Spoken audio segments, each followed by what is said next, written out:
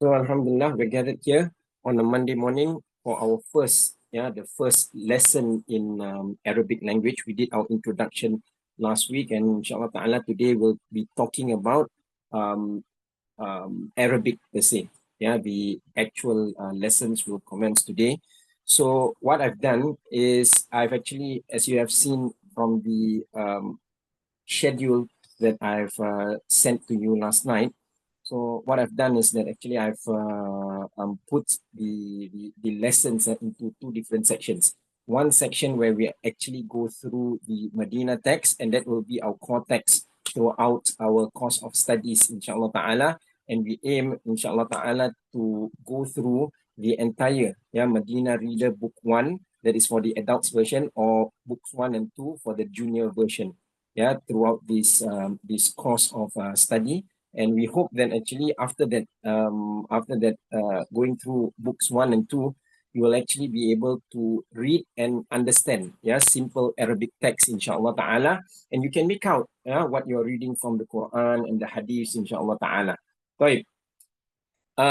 So that's one part of the lessons, and then the other part of the lessons will go through some structured studies in Saraf primarily, and we'll talk a little bit about that when we start our lessons per se. So we will do that part, the latter part, the one that I talked about, not the Madinah reader part, but the Saraf part. I will go through that one first, and we'll start actually with a formal treatment of how sentences are structured in the Arabic language before going through that. So we'll start doing that from today, inshallah ta'ala. Okay. So what I have here, okay, what we read just now is a dua, and it's a very important dua. I'll share with you, inshallah ta'ala. And there's something special actually in that dua that I just wanted to share with all of you. And I think we should try to memorize it and try to make amal with it, so that inshallah ta'ala we receive nafahat from Allah subhanahu wa ta'ala, inspirational breezes from Allah subhanahu wa ta'ala, so that we are able to catch our lessons, inshallah ta'ala, faster, and be able to retain the information that we learn, and we can actually apply it. Okay, there's a dua in there that's called rather it's not called, it's a dua of Shaykh Abu Bakr bin Salim. Allahumma inna nas'aluka al-ilma al-ladunni wa mashrab al-safi al-hani ya wahab ya ghani. Okay, so we ask Allah subhanahu wa ta'ala for ilmul ladunni. Ilmul ladunni, this is a type of knowledge which is not sought. So that means we don't actually go out and look for it. However, it is inspired to us by Allah subhanahu wa ta'ala because of our taqwa, because of maybe adhkar, our attachment to the Prophet sallallahu alaihi wasallam. Allah subhanahu wa ta'ala will give it to us. So we ask Allah subhanahu wa ta'ala for ilmul ladunni, inshallah ta'ala, so that Allah subhanahu wa ta'ala inspires us and speeds up our learning process, so that we can, inshallah ta'ala, understand Arabic quicker, be able to, inshallah ta'ala, who knows, we can even converse in the Arabic language. We can read within a few months, inshallah ta'ala. Right.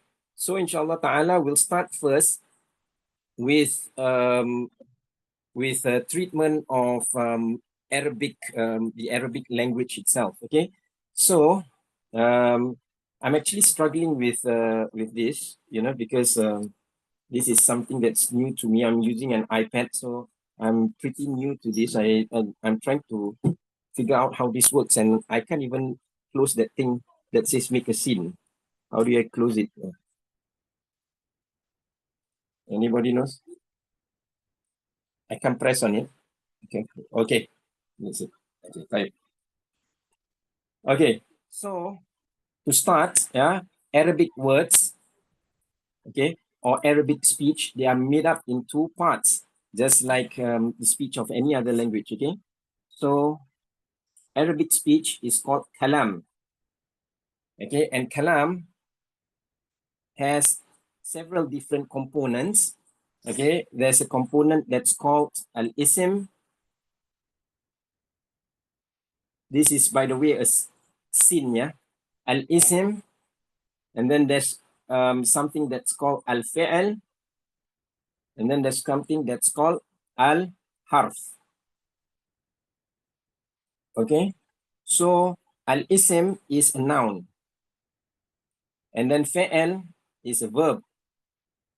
Whereas the harf, some books, and you will find this actually in the Madinah reader, if you're going through the junior Madinah reader yourself, you will find that in certain parts of the book, the author might refer to a harf as a preposition, but it's not actually a preposition because it's not actually accurate to call it a preposition, not all the time, yeah. So we'll just call it a particle because sometimes, yeah, prepositions in the Arabic language, they may be ism.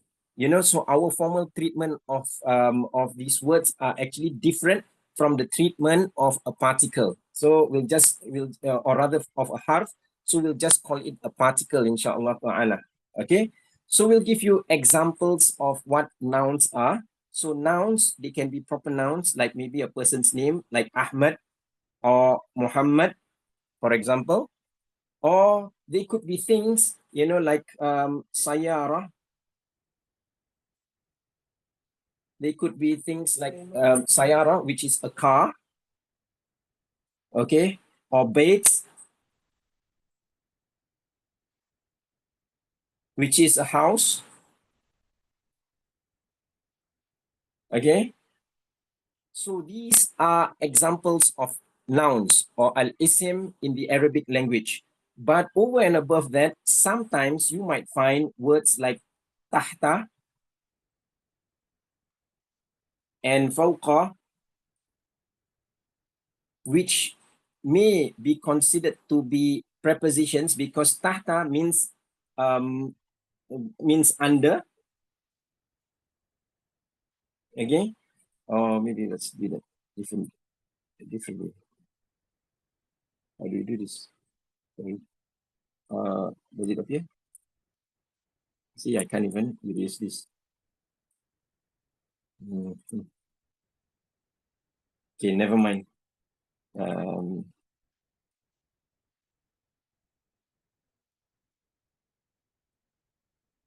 okay. I know. I think I'm supposed to do this. Yeah. Okay.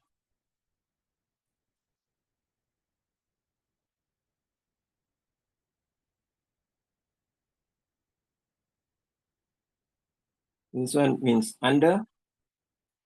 Okay. Fauqa, which means over. So whilst in the English language, we might treat these as prepositions, in the Arabic language, we treat them as nouns, okay? Al-ism. And we will explain to you the difference, inshallah ta'ala, as we go along. But there are a couple of things that we want to go through first. So this is just to give you an idea about the nature or the makeup of Arabic language, okay? So the second type of words, you know, the second type of words that appear in Arabic speech are verbs. So that should be verbs and not verbal. Okay, right. So verbs are doing words. So the word for a verb in Arabic is fa'al. So let's just put the al-fa'lu. So the word for a verb in the Arabic language actually means to do. You know, in Malay, we would translate it as kata kerja. So when we use the verb fa'ala, we mean actually kerjakan. You know, like when we say, or when we read the words of Allah Subhanahu wa Ta'ala, alam tarakai fa'ala rabbuka bi ashabil fil. So fa'ala rabbuka, apa yang Tuhan kau kerjakan. So it's not a specific, it's not a specific piece, or it's not a specific action, but it's just a work, you know, doing something in general. So the Arabic word for it is fa'al, and usually when we represent Arabic words, we represent them in this form. Okay, we will tell you that the Arabic word, the origin of it is fa'ala something, for example. Okay, so that's how we would represent Arabic words. So we would say fa'ala yaf'alu. So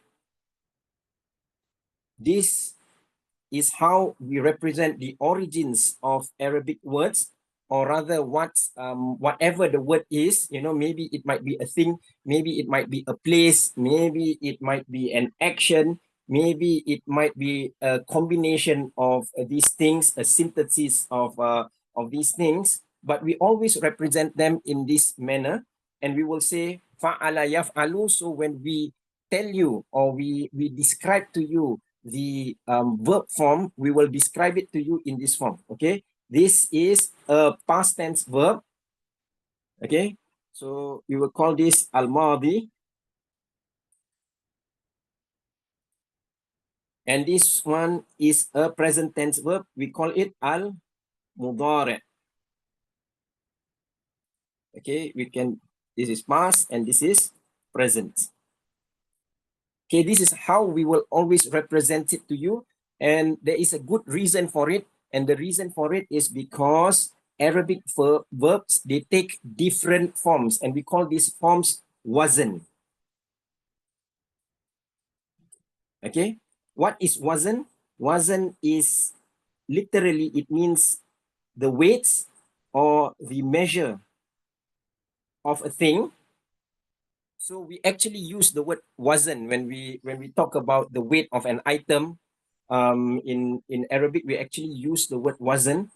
So, but when we talk about it in the in teaching Arabic or in studying the Arabic language, we will tell you that this is upon the wazn of something. Yeah. So this Arabic verb, they might take different wazns. Okay. So it might come in the form of fa'ala yaf'alu,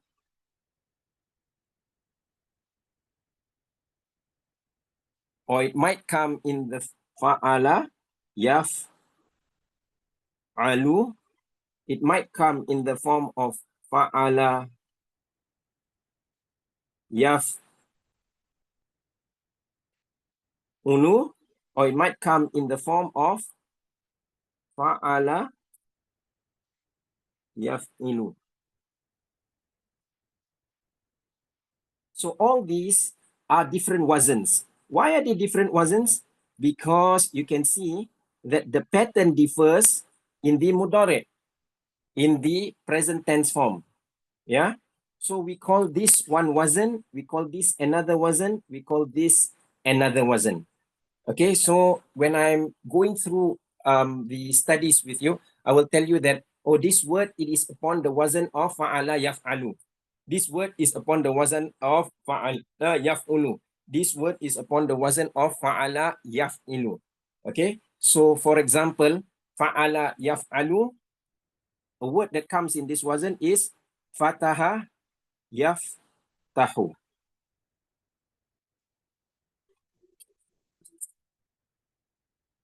which means to open. Okay, so it means to open. Right? An example of a word that comes in the wazn of fa'ala yaf'ulu would be dakhala yadkhulu.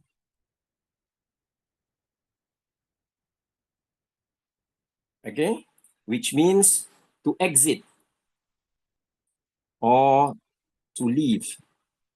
Okay, an example of a word that comes in the wazn of fa'ala yaf'ilu would be jalasa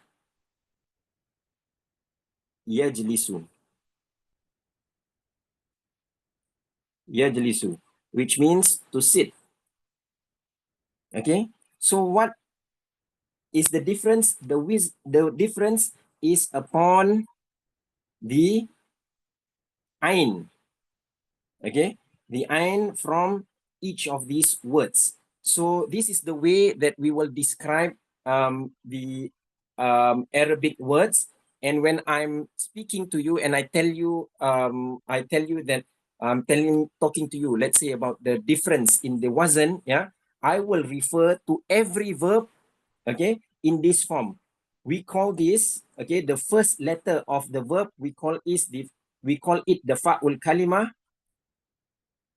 So we call this the fa'ul kalima. Let me see whether I can do this. Okay, let me see. Yes. So the first, it's the fa'ul kalima or fa'ul fi'l. Okay. The second one, we would call it the ainul kalima. Al-ain.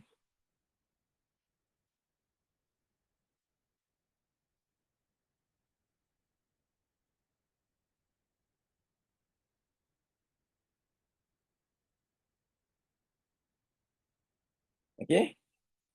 That's the ainul kalima. And the third one,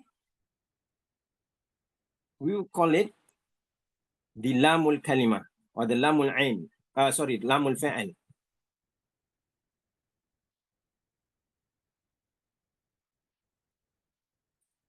Okay.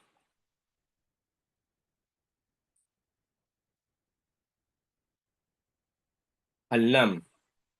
So the fa'ul kalima or fa'ul ain, fa'ul fi'al, sorry, for the first word, fataha, would be a fa. Okay. So it is just coincidence that it's also a fa.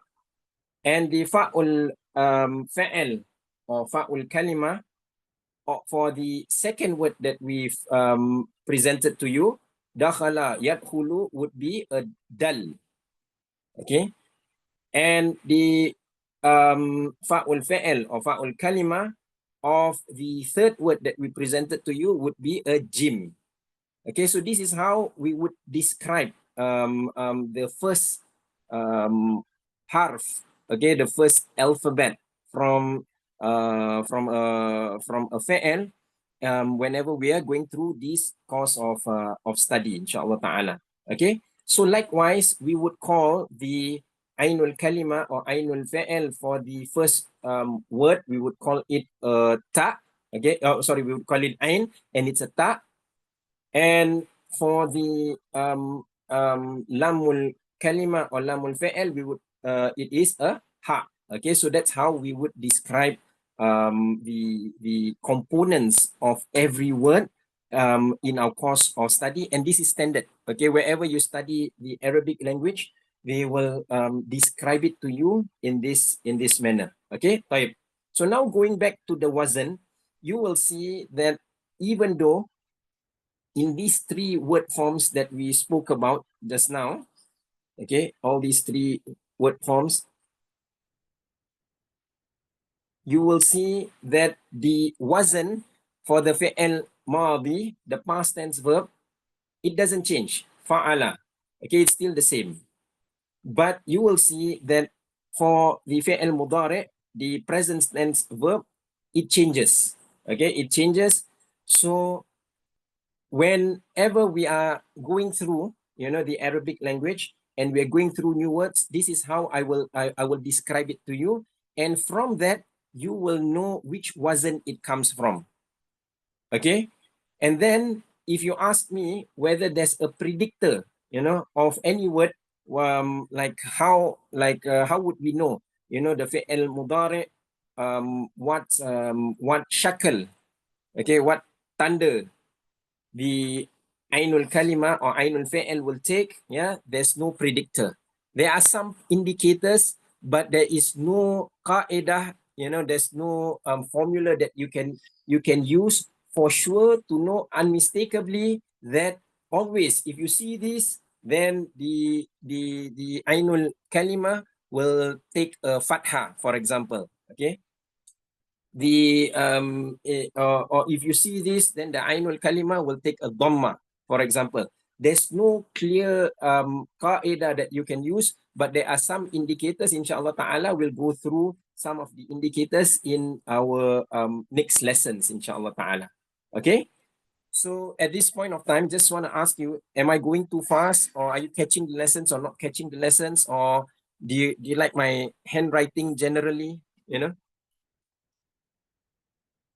I'm actually writing on an iPad for. I mean, it's kind of like my first time, because I just started like actually writing on it last week, and I also discovered a lot of things, in the course of the week. So I'm still learning how to do this effectively. But I hope you can. It's still legible, inshallah ta'ala. It's a bit too fast. Okay. Right.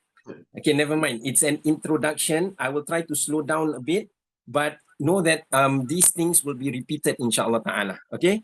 So these are not the only wazans. We will go through other wazans as well. Okay, so that will come in our next lessons, because this is just an introductory lesson. Okay, and then we will go through the next element from Arabic speech. Okay, al-kalam. There's the third element is called al-harf, and we've translated it as particle.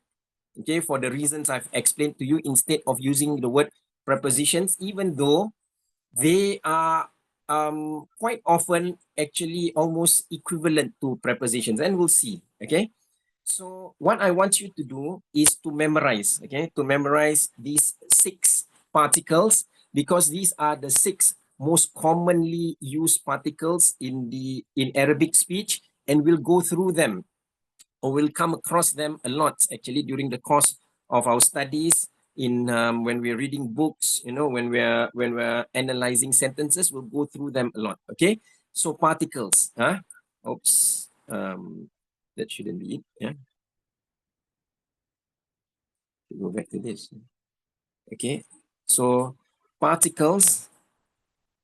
Yeah, I want you to memorize this. First one is min. The second one is ila. Okay, the third one is an.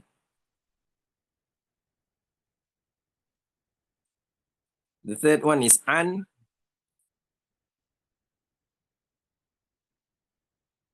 The fourth one is ala. And the fifth one is fi. And the sixth one is b. Okay. We'll come across them a lot in our course of studies. So the first one, min, it means from. Okay. Ila means to. So obviously we'll use it a lot. Coming from where? Where do you get it from? So you'll use it a lot. Ila, to. Okay, where you going? I'm going to someone's house, for example, going to the house of Fulan. So it's these are very commonly used particles. An. So an is a tricky one. Okay, sometimes it can mean regarding. Sometimes it can mean from. Okay, but this from is different from the first from, because the first from mean it is we use it in speech when we are talking about coming from a certain place. So there's something that is hissy about it. It's something that's physical. There's something tangible about it. Then we are coming from that place, we would use min. But if it's coming from something that is ma'nawi, like a hadith, we say that an Abi Hurairata. So it's not a physical place that we're talking about. It's not something that is tangible that we can touch. So we can use the particle or the harf an in this regard. Okay. So the next one is ala, which means over. Sometimes it means upon. Sometimes it can even mean against. Ij'al Qur'ana hujjatan laka la hujjatan alaika. Make the Quran a hujjah for you and not a hujjah against you. So this it can be used in that manner to mean against as well. Okay, and then there's another one that's the next one is fi, which means in. Okay, and the last one that I want you to memorize is bi, which again is tricky, like an and ala. Okay, it can mean in, it can mean with, it can also mean by. Okay, sometimes it can also mean together with. So it comes with all these different meanings. So when you're learning the Arabic language, sometimes it's more important for you to appreciate the ibarah, that means the expression, yeah? The expression, like how an Arab appreciates it, as opposed to actually translating it word for word. Okay, inshallah ta'ala, we'll try to achieve that throughout the course of our studies. Okay, so we'll give you some examples of each of them. Okay, so for example, if I'm coming from let's say I'm coming from my house. Yeah, I'm someone who came from my house, and I'm telling you that actually before I was here, I came from my house. I would say something like jitu min baiti. Ini jitu min baiti. So here in this kalam, we have a fa'al. Okay, we have a harf here, and we have an isim here. Okay, so here in this manner, I'm using min as coming from a physical place, like what I mentioned just now. Okay, and likewise, I could also say something similar with ila. I could say adhabu. Okay, I'm going to my house. Adhabu ila baiti. Okay, so again, this would be a fa'al. The harf is here and the isim is here. Okay, this just to demonstrate to you use of each of these particles. Okay, and then an. Okay, so for example, if I'm talking about a particular topic, I could say atakallamu.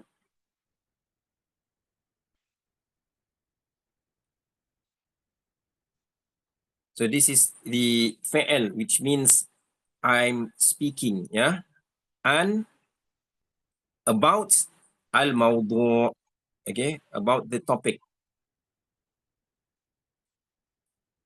Okay, so this is how we use an example of how we use an in the meaning of what? Regarding. Okay, not from. If from, like I mentioned to you just now, an Abi Hurairah radhiyallahu anhu qala Rasulullah sallallahu alaihi wasallam kada wa kada. You know, Abi Hurairah, this he narrates something an, that means an Rasulullah. So an Abi Hurairah, we're talking about a hadith, not a physical thing. So it's not coming from something, but where it's coming from a person about something that is not physical, something that is ma'nawi. Okay, that just comes in meaning. Taib. And then ala, okay, ala. So for example, I could say as-sa'ah, okay, the watch or the clock, as-sa'ah. Sometimes I write it long like that. It means actually I'm expressing a sin, so I'll just make it a little bit clearer like that. Okay, as-sa'ata ala al-maktab. Okay, the watch is on the desk. So here we have two isms and we have a harf here.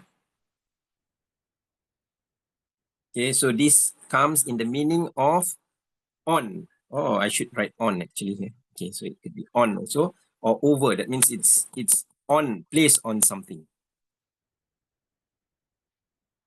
Okay, so and then fi. So sorry, I So have a for, question, Ustaz. sorry. Can I just ask a quick question? Yes, The fadal, fadal. yang atakallamu, that one is it pronounced as anil maudu'i? As Yeah. in when the an It's, meets with the alif lam, you have to say anil. yes. Okay. Okay, so that's how we would actually mention it in Arabic speech, and this is actually similar to what we learn in tajweed because there's a hamzatul wasl here, yeah, anil mawdu, anil mawdu. So this thing, this kasra that you see here, it's not something that appears in the original text. That means it's something that is we call it aridi. That means it's coming, from something. And what is it coming from? It's coming from the fact that you have one sukun meeting with another pseudo sukun here. So how are you going to pronounce it? It becomes odd for you to pronounce pronounce it like al, you know, alm. So yeah, so what the Arabs do, and this is as what I understand it, it's because it's actually lighter upon the tongue and it's more pleasant to hear. So instead of saying an al maudu, they would say anil maudu. Okay, and we get this a lot in Arabic speech, and we see this a lot in the Quran. Whenever two sukuns they meet with each other, we would just regress the first sukun and turn it into a kasrah. That's what normally happens. So it's not something that appears originally in Arabic speech, but it's something that comes because of another thing, which is the meeting of two sukuns.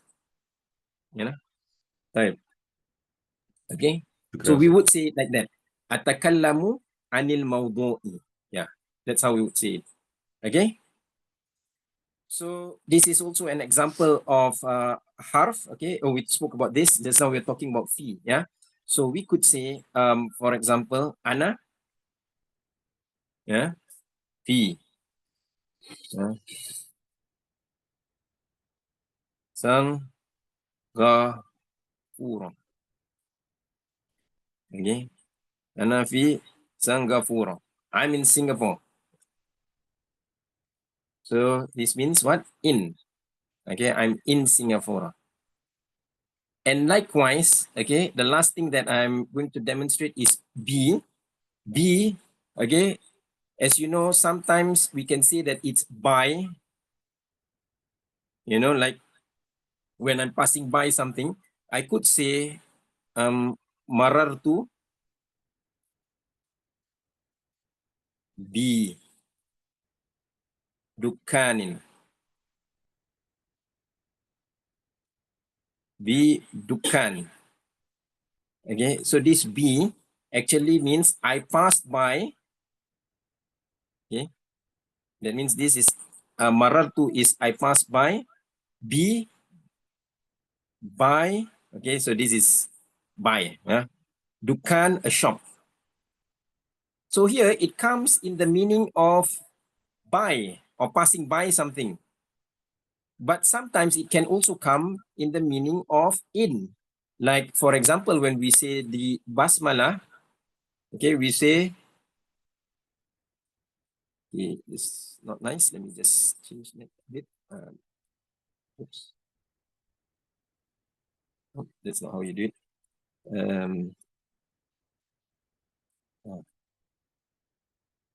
Okay, so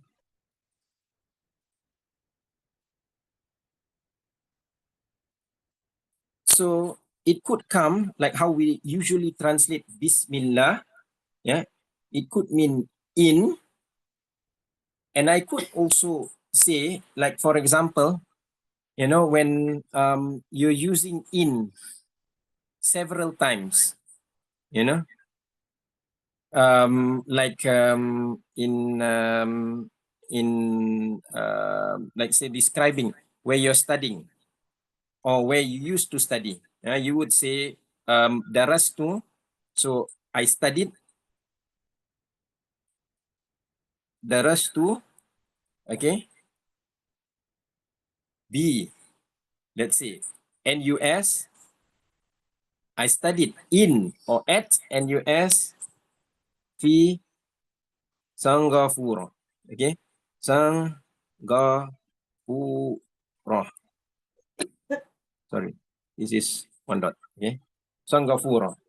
So I studied in NUS in Singapore. Like you would just use it to mean in simply because you don't want to repeat fee twice. It's just nicer.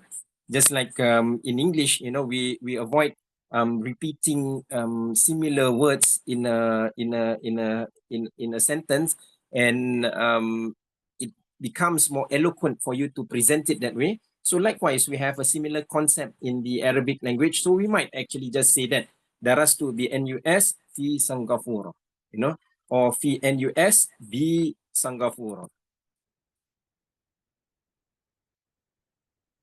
Right?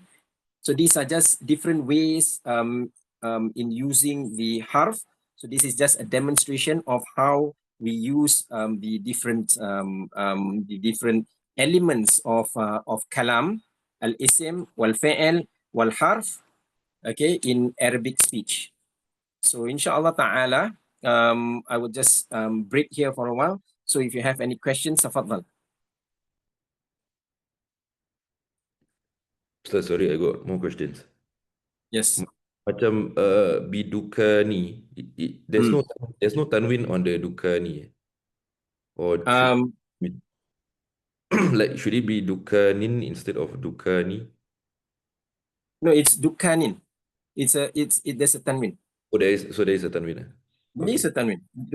Bidukanin. Yeah. If we were to express it all out, yes, it would be bidukanin.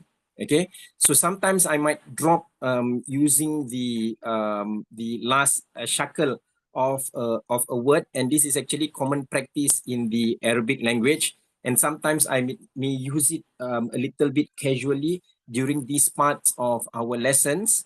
But when we go through the Madinah reader, actually part of the syllabus of Madinah reader, or rather, it is actually an integral part, of the syllabus of the Madinah reader, is that we vocalize every shackle that appears or that is presented in the book, and we'll see good reason for it because it helps us to understand the function of a particular word or the role it plays in a sentence. Okay, when we do it, it's just that casually sometimes I apologize for it. I should actually vocalize everything when I'm teaching It's okay, Arabic. Ustaz. It's just that when we are, yeah.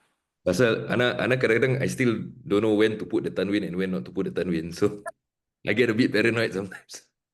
Oh, okay, okay, I okay, just I just wanted to clear up any misunderstandings I might have lah. okay. Inshallah. That it's just that sometimes because these parts of we have a different objective for this part of the studies. Later when we go through Madinah reader, we'll actually vocalize everything, inshallah ta'ala. Okay, Okay. because it's part of the syllabus. Okay. Right. Questions? There's a question here. Yeah, I have a few. So, Yeah, Fadal. okay, the first one, we talk about wazn. Yeah. When you're giving example of fa'ala yaf'ulu, you give Hmm? dakhala yadkhulu. Yeah. Yeah. So there's no way macam dakhala, there's no way that you can actually change the punya ainul kalimah macam dakhala yadkhilu example. Tak boleh. No. No. It has to If be. it's present tense, if it's an active present tense for dakhala, it will always be yadkhulu. Okay? And this is something that I should have.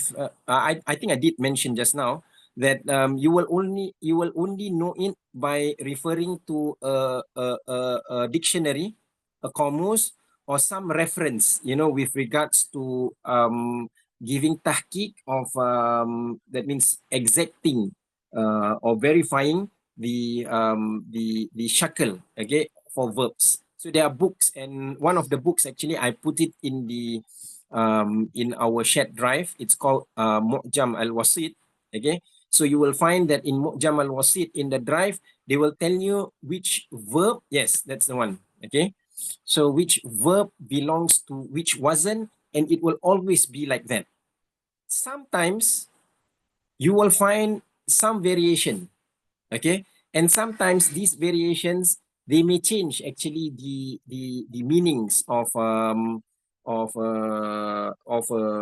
word. You know, it may not change the entire meaning of the word, but it will change the nuance, maybe, you know, the nuance that's applied to the word when you use it in this form or you use it in that form. Okay, so like for example, araf can come with ya'ruf, can come with ya'rif.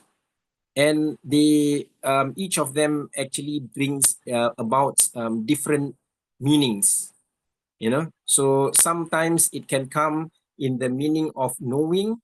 Sometimes it can come in the meaning of ma'ruf, that means treating it nicely, treating something nicely. So it's also from ain, ra, and fa. And sometimes it can come in the meaning of uruf. So you will find that certain words, because they are used differently, they will in the nuances will uruf, by the way, means customary. Yeah? So you will find that actually they will just change the shakal. By they, I mean the ancient Arabs. They will just change the shakal to give you a slightly different nuance to the original word. You know, so this happens from time to time.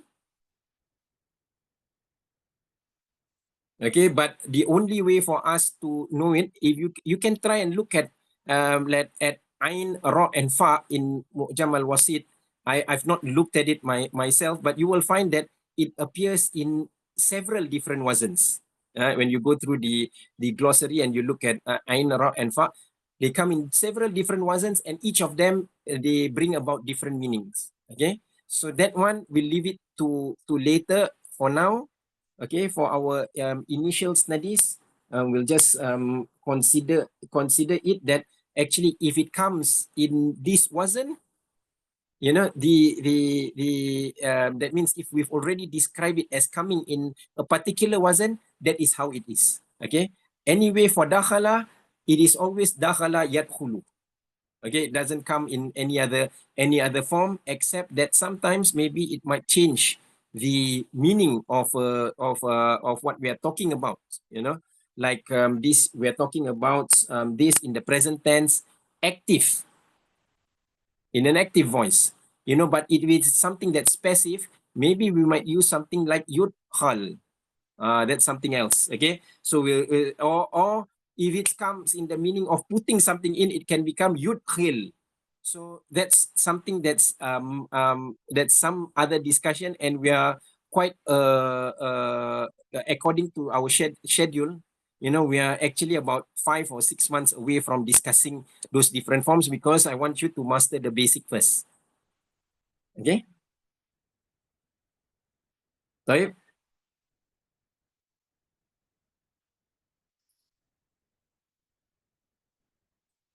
Okay.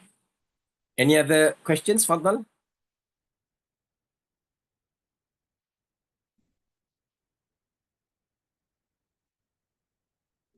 Start, I got one more boleh? Boleh. Two more pun boleh. Okay, macam orang tanya, kaifa haluk? Habis kita selalu cakap apa? Ana bi khair. Be khair. Mm-hmm. I am good. Yeah. So be ni, but when you say in with, by, together with, so is that considered M? Oh, okay. I am. Okay. Baik. It's a good question. Okay, so the Arabic language, okay, we dispense with what is the equivalent of is, are, was, were in the English language. Okay, terus masuk pada apa? Pada apa tu maksudnya? I am good kan? Tu ana bi khair. Okay, so if we want to say that the watch is new, for example, okay, the word for watch, as I mentioned just now, is as-sa'ah. Okay, so the Malay word sa'at actually comes from the Arabic sa'ah, which means a watch or a clock, or it can even mean an hour. It can even mean a time that is mubham. You know, that means that it is unknown, but we just say sa'ah. Like in the hadith of Rasulullah sallallahu alaihi wasallam, sa'atan sa'atan. It's mubham. Okay, we call this mubham in Nahu. Ala kulli hal, if I want to say my watch is new, okay, I can say as-sa'atu jadidatun. Okay, so I just say the watch new.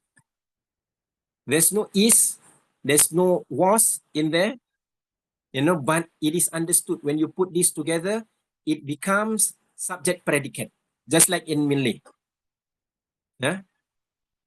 Jam itu baru. There's no is, there's no was, there's no are, there's no were. Okay, so in a sense, you can say that translating it into Malay, when you're thinking about words or sentence structures that are mubtada khabar, subject predicate, yeah, is actually easier than using the English. Okay, so your mind, you just have to remove the shackles of each language that you already know in order to download the Arabic language. Okay, so any questions? No? Okay, no, we'll move on to the Madinah reader, inshallah ta'ala. So we'll we consider this an introduction to Arabic speech. We'll go through more next week, inshallah. Okay? Right. So let's do this. Okay. So this is the junior book, okay? And you know, I told you just now that you know, I'm still trying to I'm still just trying to get a hold of using an iPad, you know, to teach. And I actually didn't know this. Okay, so I thought that you can't write on the adults book. So that's why I recommended the junior book. You know, I can't write on the PDF because it didn't work. You know, because basically the author of this text, the one who PDF it, he actually, or rather who put this together, they actually locked it so that you can't amend the PDF. So I can't do anything to it. So I thought that actually I might as well use the junior book, which is not protected. But little did I know that there's an app here called Caller Notes, where I can actually save and write on it, and well, it's outside of the outside of the purview of Acrobat, because I have basically actually downloaded a PDF onto my iPad, and I can actually write on it. So that's why I didn't use the adult book, but it's only because I didn't know this. Okay, so I understand that some of you already have the Arabic, the adults book, and some of you actually bought the junior book for this class. But since I actually mentioned that we'll be using the junior book, you know, we will just proceed with the junior book. But as you can see, the content is the same. You know, what's the difference between the two? First one is bait, second one is masjid, the next one is bab. It's exactly the same. What's the difference? One has color and one has no color. One is a little bit more kiddy than the other. Okay, so the content is more or less the same. So inshallah ta'ala, we won't be losing out even if you use the adult book. Okay, inshallah ta'ala.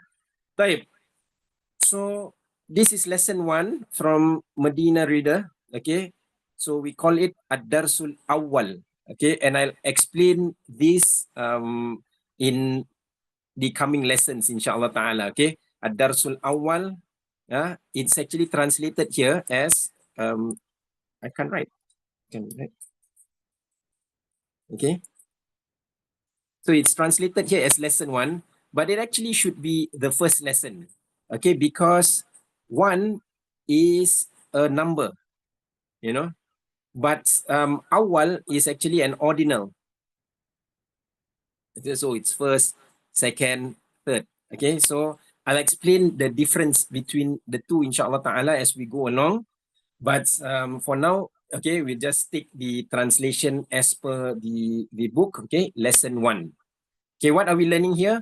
We are learning here about hadha. Hadha is an isim ishara. Okay, it's a noun. As we mentioned just now, isim is a noun. Okay, ishara means it's a noun that points us to something. So it is the equivalent of this. Okay, or ini in English and Malay respectively. Right? So we are learning about hadha. So now we will combine an isim ishara with a proper noun. Okay, with a proper isim. Okay, so we call it. So that's the first word that is, or rather, the first words that are presented in the book is hadha baitun.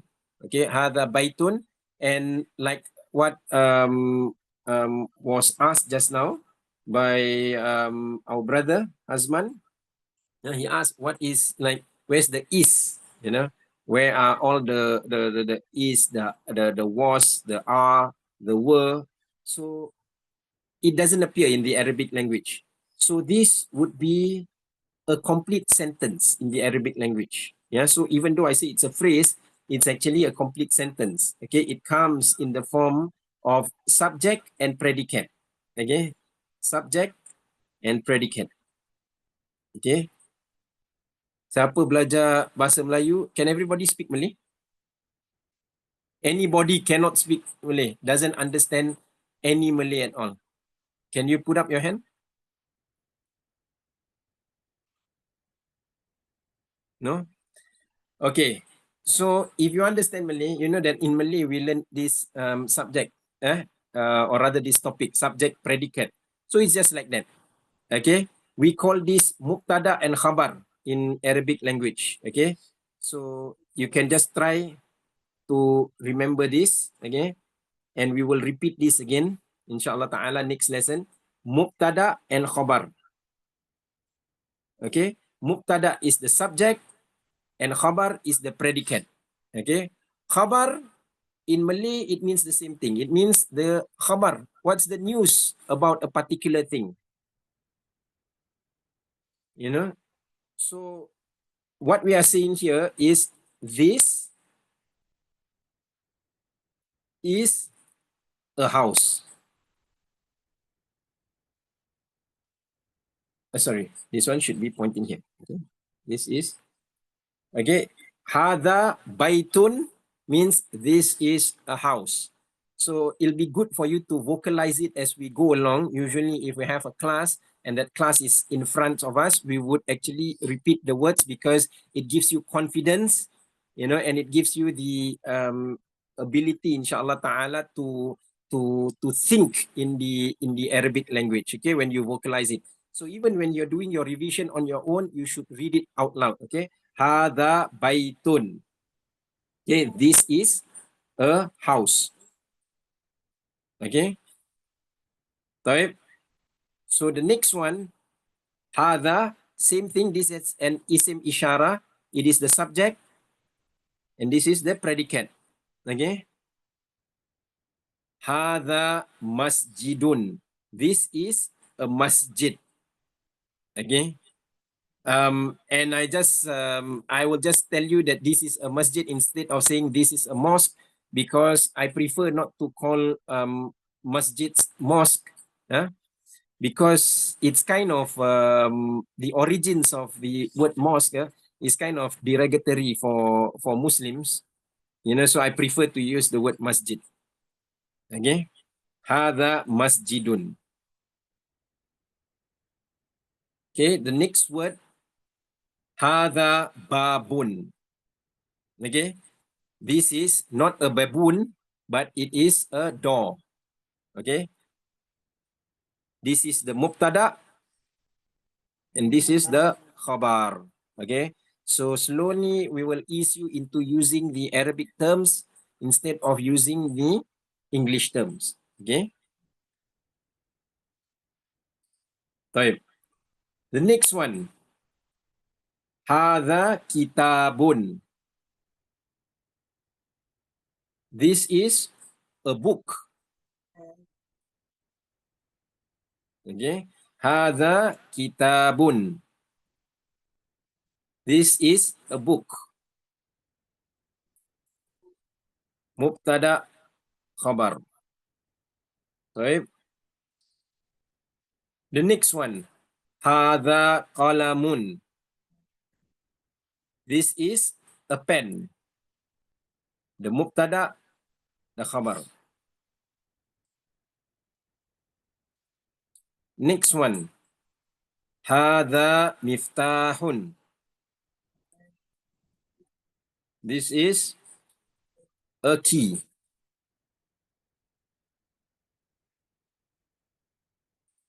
Okay.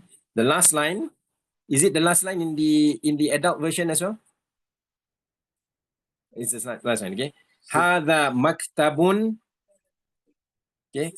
Hadha maktabun. This is what? This is a tricky one, because maktab is the Arabic word for a desk, and it is also the Arabic word for an office. So if you look at the picture, it could mean both. Okay, so this is a way for you to understand the Arabic language with ibarah, with expressions, rather than with the original expressions, rather than by translating. Okay, so this is the mubtada hadha, but the khabar here, okay, if you see, you look at it, just now I didn't introduce this word to you. I introduced dakhala instead of kataba. So kataba means writing in Arabic language, and a desk is called a maktab because it is a place where you write on. So we call it a maktab. Okay, so the maktab is not any table, it is a table that you use for writing. And likewise, the office is also called a maktab because typically, we're talking about the 80s, the 70s, the 60s, yeah, not in the age of digital, not in the digitalized age, but in those days, it is actually a place where people would go and write. The people who work in offices, they are writers, So we also call an office maktab. Okay, so we understand it with ibara. That means a maktab refers to a place with writing. For now, if you want to translate it as a desk, go ahead. If you want to translate it as an office, also go ahead. You can look at the context in which it is used in order to appropriate it. Yeah, appropriate the use of the word. Type.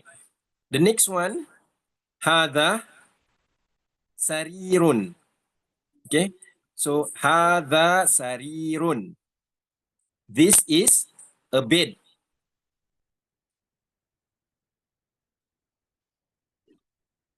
Right?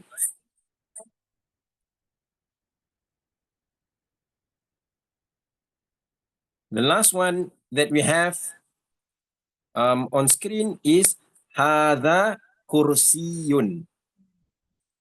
Okay, this is a chair. Subject and predicate. Okay. when you vocalize kursi, notes that there's actually a shadda there. Okay, so vocalize it. Kursiyun. Okay, kursiyun. Sorry. Okay, moving on to the next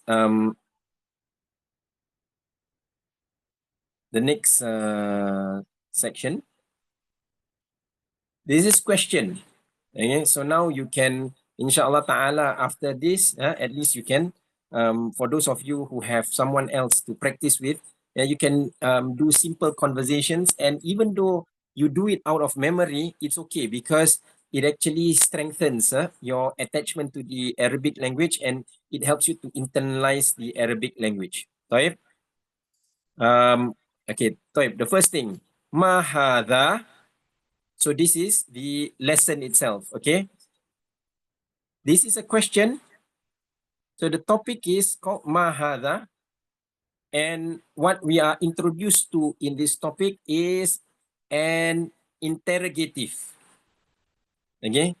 So you don't have to tease, how do you spell in TE, interrogative. Do you do this? Is this correct? Interrogative. Double R. Yeah, interrogative. INTE. RROGATIVE. Yep. Interrogative. Okay. So this is an interrogative. Okay. It could be a particle or it could be a noun. Okay. The ma. So now, in regards to the formal treatment, we'll leave it later. Okay. For the lessons in Nahu to discuss whether this could be a noun or it could be a particle. Okay. Because it can take both forms. But as far as we are concerned, because we are learning Arabic لغير ناطقين, for the people who don't speak Arabic, we just take it for now that it's just an interrogative. Okay, something that we use to ask a question. So it is the equivalent of what.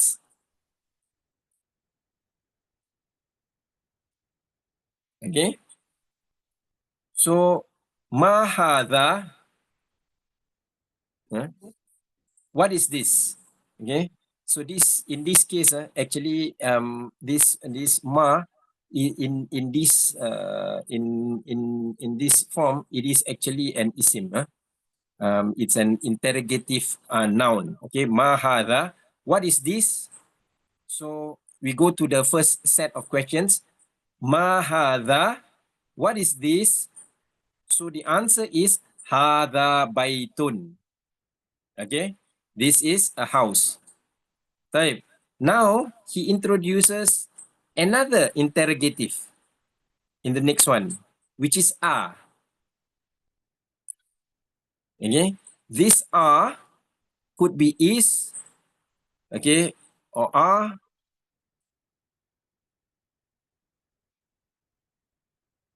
What else could it be? I think it should be either is or are. I can't think of any other possibility for it in this sentence structure. Okay, so when he asks this question, ahada baitun, he's asking, is this a house? Okay, so the answer to it is, obviously, because you're asking, is this something or is this not something? So the answer will have to begin with yes or no, right? So the answer in this case is yes. Naam, hada baitun. Yes, this is a house. Okay. Right. We go to the next one. Ma hada. What is this? Hada qamisun. This is a shirt. It looks like a raincoat, because it's yellow. In our version, it's yellow, so it looks like a raincoat. Yeah. Right. Next one. Ahada sarirun. So here he is asking, is this a bed? So the answer in this case, because we already had na'am earlier, okay, meaning yes. So the answer in this case is la, meaning no. Hadha kursiyun.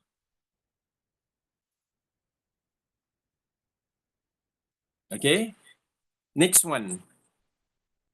Ahadha miftahun. So now I'm asking, is this a key? So the answer, like the previous one, is la, no. Hadha qalamun.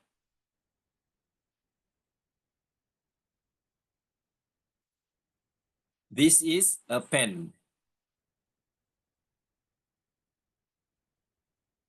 Okay, the last one from this page, ma hadha. What is this? So the answer is hadha najmun.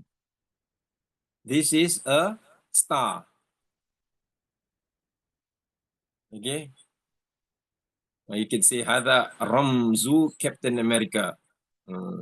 Looks like Captain America star. Right. Do you have any more questions in the adult version?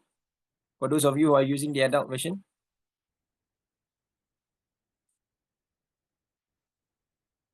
No. The last one is also the same. Hadha najmun.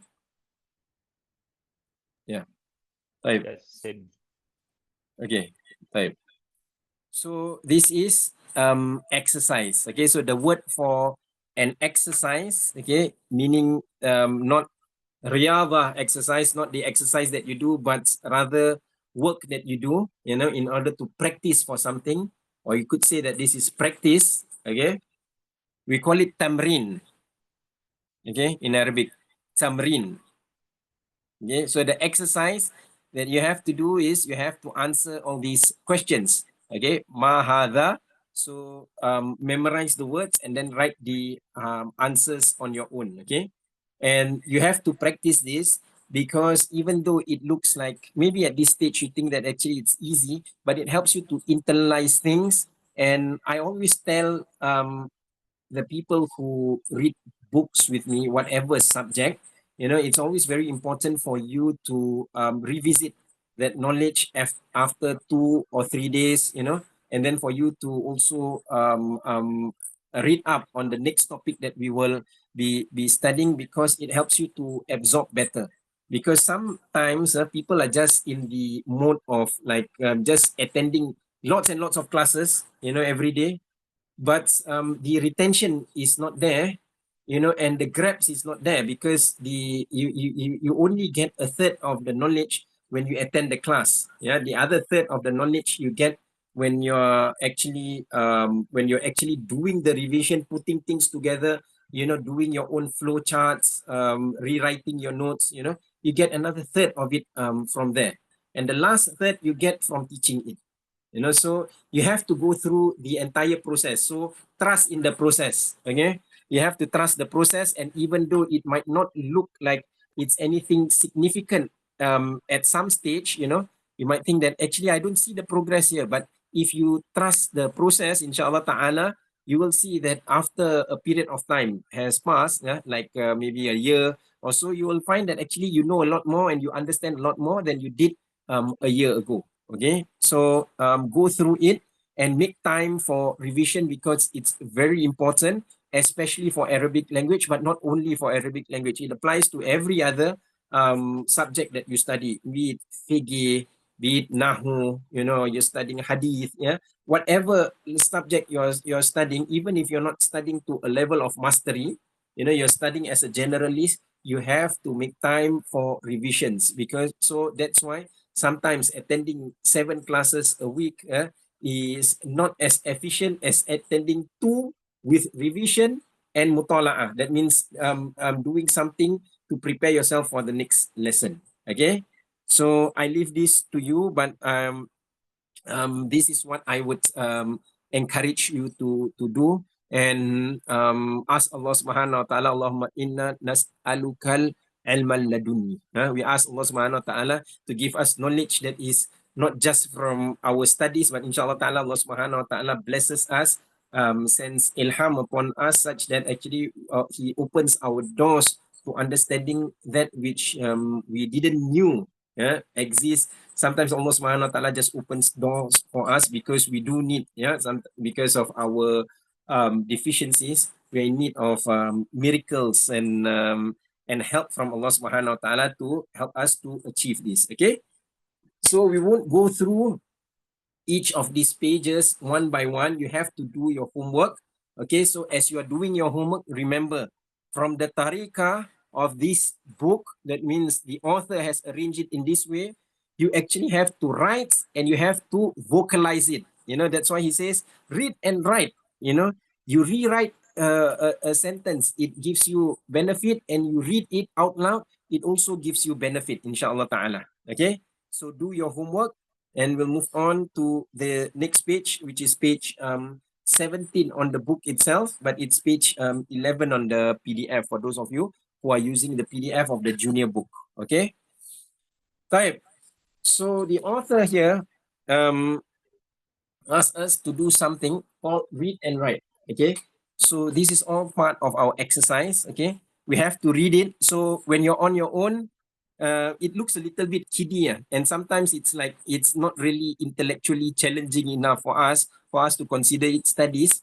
But it is actually part of the curriculum. So go through it and trust the process. Okay, hada maktabun. So read it out, and vocalize every shackle from the sentence. Hada maktabun, and then you can play it in your mind. Oh, this is a what? What is maktab? Oh, it's a desk, or it could also be an office. Okay, طيب. Then you move on to the next one. Hada masjidun. Okay, then go on to the next one. Hada qalamun. What's qalam again? Is it a column? Or something else? So it helps you to to to to to remember things. Yeah. Right. So go through the whole thing. Hada sarirun. This is a bed, and then you go through. Ma hada. Okay. So when you vocalize it and you vocalize it that way, inshallah ta'ala, it becomes more apparent to you and to your brain that this is a question. When there's a ma in front, that means there's an interrogation going on. I'm asking about something. Okay. Do it. So read the whole thing and write. Practice your writing. Okay, practice your writing. For those of you who are not used to Arabic writing, the least that you should do is to practice the shapes and make sure that what is below and above a line, because this is something that people make mistakes with. Yeah. So what is below and above a line? Like for example, this one. Yeah, min or man. Sorry, here it's man. Make sure that you write the mim on the line and then the noon below the line, because sometimes beginners they might write it like this and they say that this is min, but this is not min, because min, the tummy of the noon has to go below the lines. Okay, so practice it. You can use an exercise book. There is also a kitaba book in the shared drive, so you can look at it and you can practice it. You can, if you don't want to print it out, then you can use your tablet or something, and you can just practice writing on it. But make sure that you write what is below the line, and what is above the line, above the lines. Okay, so practice your writing.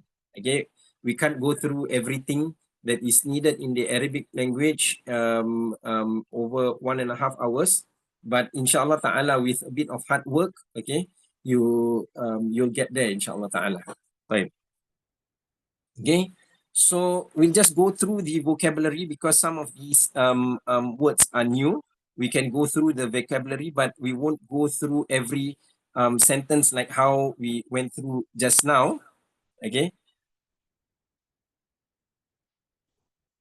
Okay. So we've already gone through man hadha. Oh, no. Man we have not gone through. So this is man. Okay, so man hadha actually means who. So man is an interrogative, and it is the equivalent of an interrogative that we apply to an agil. Okay, an agil, that means someone or something with a brain, something with intellect. Okay, so here, because it's we are referring to something with intellect and agil, we would use the interrogative man instead of ma.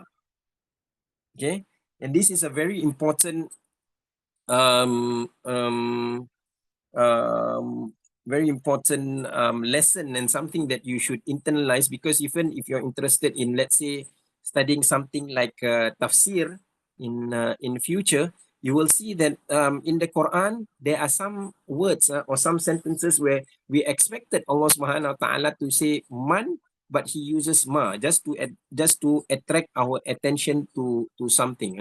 Like in at the end of Surah Luqman, Allah Subhanahu wa Taala says, "Ma ya'lamu ma fil arham." What is in the womb? Instead of saying man fil arham, who is in the womb? Because the one that is in the womb is an agil. So there's something more that Allah Subhanahu wa Taala wants us to think about with regards to what He's referring to. Referring to that the pregnant woman has no knowledge about what is in her womb. So these are actually useful things that you can use when you are studying tafsir, inshallah ta'ala, later on. Okay? Or maybe you're already studying tafsir now, but these things will make better sense to you, inshallah ta'ala. Okay? So when we say man hadha, that means we are asking, who is this? Okay? So we'll go through these shahas, the people, okay, the particular people, and then we'll stop for questions, inshallah ta'ala. So the first one, okay, man hadha, the answer is hadha tabibun. Tabib is a doctor.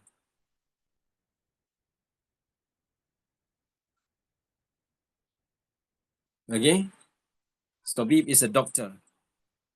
So just to let you know that actually it's also common for the Arabs today to refer to a doctor not as tabib but as doktor. Doktor is actually common. Okay, in Indonesia, if they say doktor, it means someone with a PhD. If they say doctor, that means it's someone with a medical degree. I just learned this also, so it's just a fun fact, okay, that I'm sharing with you. Okay, so tabib. And then the next one, so we won't go through and read every question and answer, so you can go through that yourself, inshallah ta'ala. Okay, I'm just facilitating this so that you can do this as homework, okay? So the next one is waladun. Waladun is a boy. Okay, can be any boy. It doesn't have to be my son. A boy, generally. Okay, hadha waladun. The next one, talibun. Okay, talibun is a student. Okay, here we are translating it as students. Okay, but the origins of this word, talaba, okay, yatlubu, this is what we are talking about. So we'll just, whenever we talk about the origins of word, we will describe to you in the wazn of fa'ala yaf'ulu. So talaba yatlubu. So the origins of the word is actually someone who is seeking something. Okay, so the talib is not actually a translation for student, but a seeker. Okay, we've just used the word student because we see that in the picture here, he's wearing a school uniform. Okay, so talaba yatlubu refers to a seeker. So in fact, this is why we say that in Arabic, it's better for you to understand the words by ibarah rather than by direct translation. So try to internalize these things. Okay, we'll go through it as we go along. So hadha talibun, this is a student. Okay, the next one. Okay, so he's asking a question, ahadha waladun, is this a boy? So the answer is la, meaning no. Hada rajulun. Okay, rajul is a man. An adult man, we call him rajul. So this is a man. Taib. So the next one is man hada. So it says hada tajirun. So the tajir is commonly translated as a businessman, which is not wrong, but particularly a tajir is someone who trades. So in fact, in classical Arabic, we wouldn't call a real estate tycoon a tajir. Yeah? So we would probably call him something else.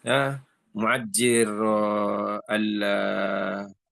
sahibul bina or something like that, you know. But a tajir is actually someone who trades. So he buys something and then he sells it for a higher price, you know. He does some type of arbitrage in his work. Okay. So anyway, let's just simplify it. Hadha tajirun. That means this person is a trader or a seller. Okay. He's a businessman. Let's just use that. Okay. Next one, this one is known already. Masjid, we've already gone through it, so we won't go through it here. Okay, kalbun. The next word, kalbun, means dog. Okay. The next question he's asking. Now, ahada kalbun. Now, is this a dog? So the answer is la, no. Hada qittun. Okay. This is a cat. Okay. So it actually sounds like cat. Nah? And I've not actually done research on this, but I believe that the origins of the word cat actually comes from the Arabic kittun or kittatun. Right.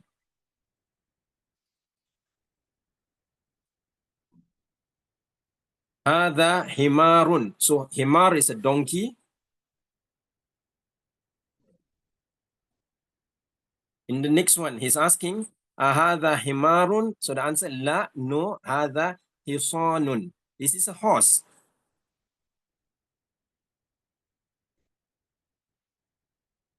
Okay. Going on to the next one, and he asked now, Wama hadha, and what is this? So now he's introduced a new word to our exercises, and this word is wa, which here we can translate it as and, but it's not always and. Okay, sometimes it can come in the meaning of it can come in the meaning of or. Okay, it can come in the meaning of over. It can come in the meaning of ya. You know, it can come in the meaning of qasam, I swearing by something like wal asri, when Allah subhanahu wa ta'ala says wal asri innal insana lafi khusr in the Quran. So it doesn't always come in the meaning of and, but here it means and. Okay. And what is this? So the answer is hadha jamalun. Okay, so the English word for camel actually comes from the Arabic jamal. Okay, this one we know for sure. Okay. طيب. ما هذا? What is this? هذا ديكun. Okay. So here he uses the word dik, okay, which is different from dajaj. Dajaj is a chicken. A dik is a rooster.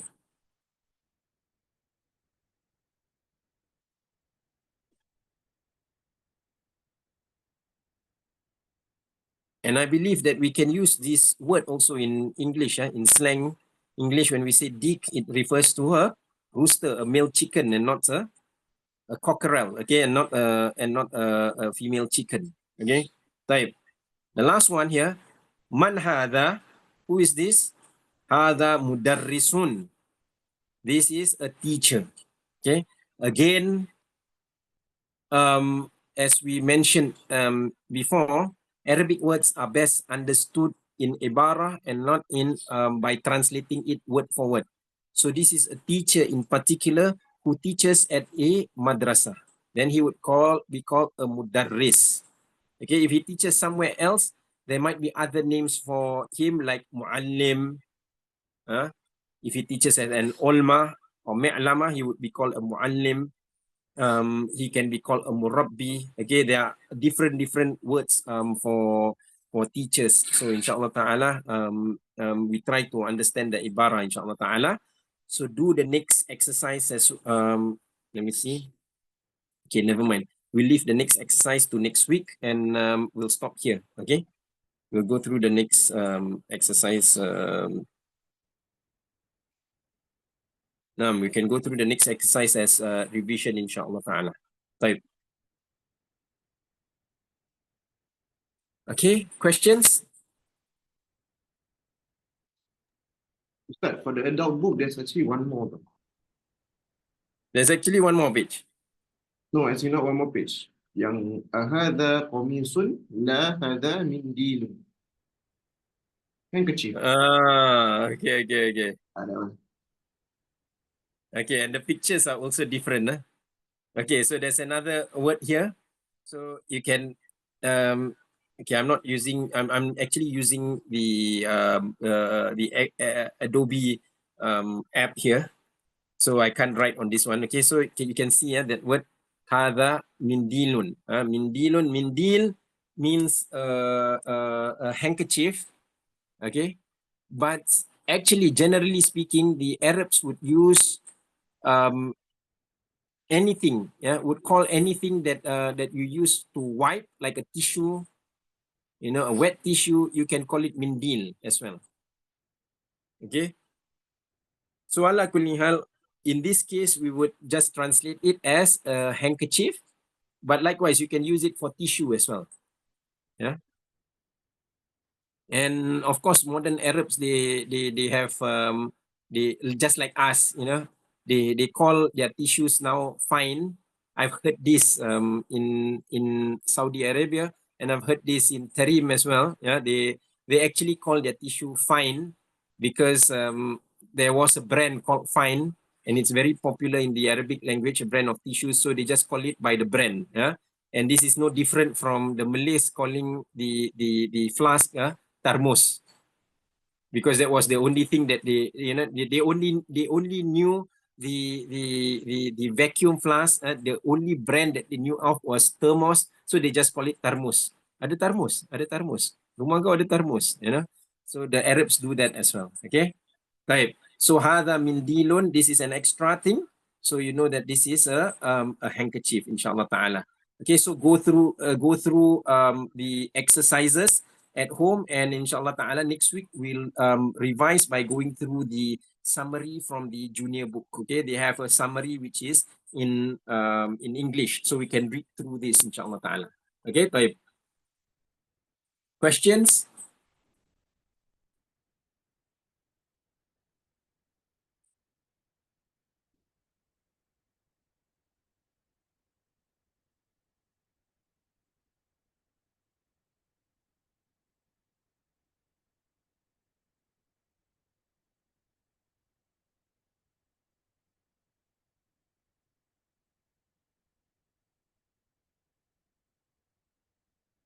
So how's the speed?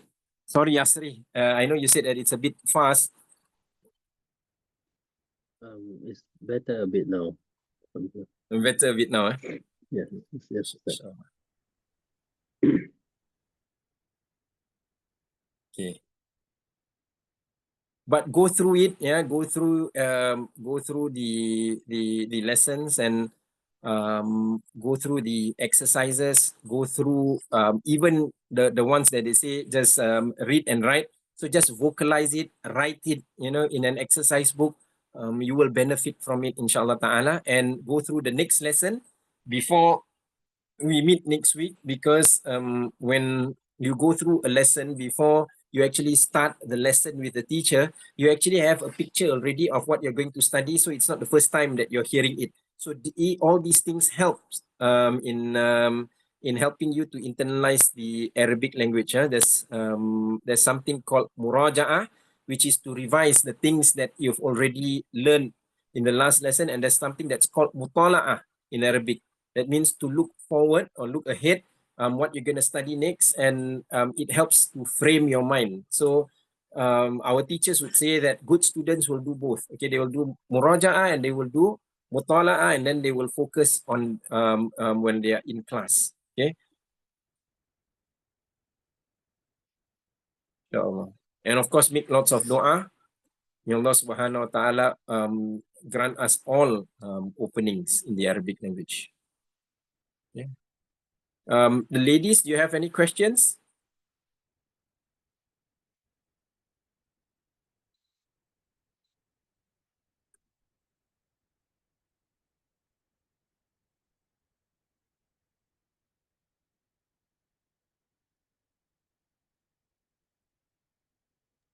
Sorry, No questions? apa Yeah. nak? Tadi kita tanya, Hold on. tadi we spoke about this kid tune kan. Sorry. Tadi kid tune ni is kira kan male cat lah. So if like male cat, you will change to something female cat. Sorry if I'm Yeah. jumping. Yeah. There are several words for cat. One word for cat is kitun, and the other word for cat is hirrun. Both words are used commonly even in Arabic speech today. And as far as I've noticed from observation, they will just mention it in the masculine kitun without the ta marbuta unless they've actually checked the gender of the cat. So regardless, they will just say kit or they will say her. So unless they actually know the gender of the cat, so unless it's a domesticated cat, it's it's the cat actually lives in your home as a pet, then you would know whether it's a male or female. Then you might refer to it as kittatun and hirratun. But otherwise, yes, you will just refer to it as kit or her. So sorry. So my question is macam, so you said about chicken, there's rooster, there's chicken, there's two different words for Yeah, that. But for different words. most like animals like hisonun ni semua, when we say hisonun is like can refer to both male and female horses lah. Yes, it can refer to both male and female. Okay. And kit also can refer to both male and female cats. Okay. Thank you. But what I meant was that actually if you did put the ta marbuta at the end, kittatun or hirratun, you would probably already know the gender of the cat and that it's a female. Then you would use particularly, so you would particularize it as a female, Yeah. But usually Arabs don't do that lah, you see. Now I'm trying to think, macam ada tau. Macam I've heard Arab saying kita, like kita. Yeah. But you know that in Arabic language there's something interesting about the Arabic language. You know, they say that the Arabic language is an oral language. That means its origins are actually oral, rather than written. So a lot of the things that we tabulate now into the books, we put them into books and then we organize them into sections and all that. These are all things from Simai. That means because the linguists, they say that actually we heard Arabs mentioning it like this, therefore it should be like this, But the question that people, modern students of the Arabic language, what they would ask is that where do we stop? Because can we use the speech of modern Arabs as a hujjah? To say that because I heard an Arab say it like this, therefore it's correct to say it like this. Yeah, so anyway, the ulama, they say that no, the language of the modern Arabs is not a hujjah. We have to go back to classical Arabic, in particular the Arabic speech at the time of Rasulullah sallallahu alaihi wasallam. And then if we know that this is actually from the way some classical Arabs actually use it, then we say that we heard an Arab say it like this, therefore it is a hujjah that this could be what it means. Yeah, but it's not really a hujjah. So sometimes when I tell you that actually I heard people saying it like this. It's actually these are all experiential things. It's not something that's actually in the books, you know. Because to be honest, we don't even hear Arabs speaking like this. Ma hadha kitabun. Ahadha baitun. Naam, hadha baitun. We don't actually hear Arabs speaking like this today.